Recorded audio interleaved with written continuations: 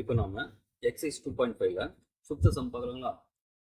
Which term of an AP 16, 11, 6, 1 is minus 54? Which term கேட்குறாங்க இல்லையா? அப்போ இந்த minus 54 எந்த டேர்ம் கேட்குறாங்க, எத்தனாவது டேர்ம் கேட்குறாங்க? இப்போ நம்ம என்ன பண்ணலாம், நமக்கு வந்து டிஎன்கான ஃபார்முலா தெரியும், அது nth டேர்முக்கான ஃபார்முலா தெரியும் இல்லையா? அப்போ என்ன பண்ணலாம், நமக்கு வந்து minus 54 nth டேர்ம் நம்ம கன்சிடர் பண்ணிக்கலாம். சரிங்களா? nth டேர்ம் சொல்லிட்டு என்ன பண்ணலாம், என்ன நமக்கு கண்டுபிடிச்சிடலாம். ஃபர்ஸ்ட் நம்ம அந்த கிவன் ஏபி நான் ஃபர்ஸ்ட் எழுதுறேன்.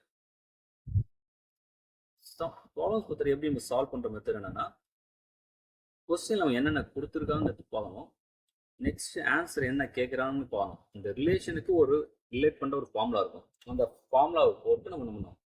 அந்த என்னென்ன டேர்ம்ல கொடுத்துருந்தாலும் அதை அப்ளை பண்ணி அன்னோன் வேல்யூ நீங்கள் கண்டுபிடிச்சிடணும். அவ்வளோதான். இதுதான் மேக்ஸோட ப்ராப்ளம் சால்விங் மெத்தடு.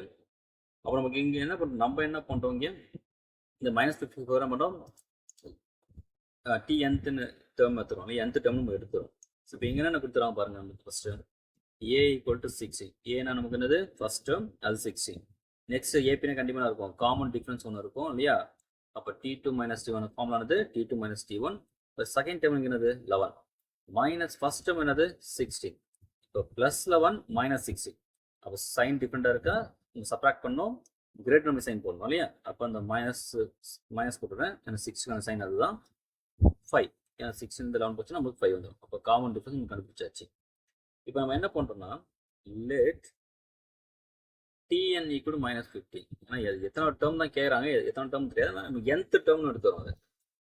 அப்போ டிஎனுக்கு ஃபார்முலா போனால் எழுதிடலாம். டிஎன் ஈக்குவல் ஏபிக்கான டிஎன் ஃபார்முலா பார்த்தீங்கன்னா ஏ plus N minus 1 into D. சரிங்க. இப்போ நம்ம என்ன பண்ணுவோம்னா, இப்போ ரைட் சைடு நமக்கு மைனஸ் 50 இருக்கா, அப்போ இந்த டிஎன்னுக்கான அந்த எக்ஸ்பென்ஷன் நம்ம என்ன பண்ணோம், லெஃப்ட் சைடே எக்ஸ்பெண்ட் பண்ணணும். சரிங்களா? அப்போ எப்படி ஏ பிளஸ் ஏ தான் T N equal to A plus N minus 1 D இருக்கா? இப்போ ஏ வேல்யூ பாருங்க, நமக்கு அது 60 பிளஸ் நெக்ஸ்ட் ஃபார்முலானது என் மைனஸ் 1 வருதா, என் இங்கே நமக்கு தெரியாது, என் தான் மைனஸ் 1 அப்படியே போடலாம். டி வேல்யூ வந்து மைனஸ் 5 ஈக்குவல் டு மைனஸ் 54. இப்போ நமக்கு கண்டுபிடிக்க வேண்டிய வேல்யூ பார்த்தீங்கன்னா நமக்கு இந்த என் இங்கே இருக்குது இந்த டேர்மில் இல்லையா? அப்போ இந்த ப்ளஸ் 16 நம்ம இங்கே தேவையில்ல தானே, அந்த பக்கம் கொண்டு போயிடுங்க.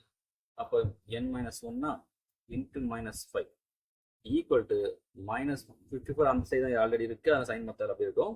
இந்த ப்ளஸ் 16 போது நம்மளுக்கு மைனஸ் 16 மாறும். ரெண்டு சைன் சேமாக இருக்கா, அப்போ சைன் சேமாக நம்ம ஆட் பண்ணிட்டு அதே சைனை போடணும். இப்போ அதே சைன் எடுத்துங்க, கூட்டம் நம்ம வரும் நமக்கு 70 வருமா, 70. இப்போ நெக்ஸ்ட் இங்கே என்ன இருக்குது, n மைனஸ் 1 லெஃப்ட் சைடில் மைனஸ் 5 இருக்குங்களா? இப்போ நமக்கு கண்டுபிடிக்கிற டேர்ம் அங்கே இருக்கும், ஆக்சுவலாக இந்த n மைனஸ் 1 இல்லை n தான் கண்டுபிடிக்கணும்.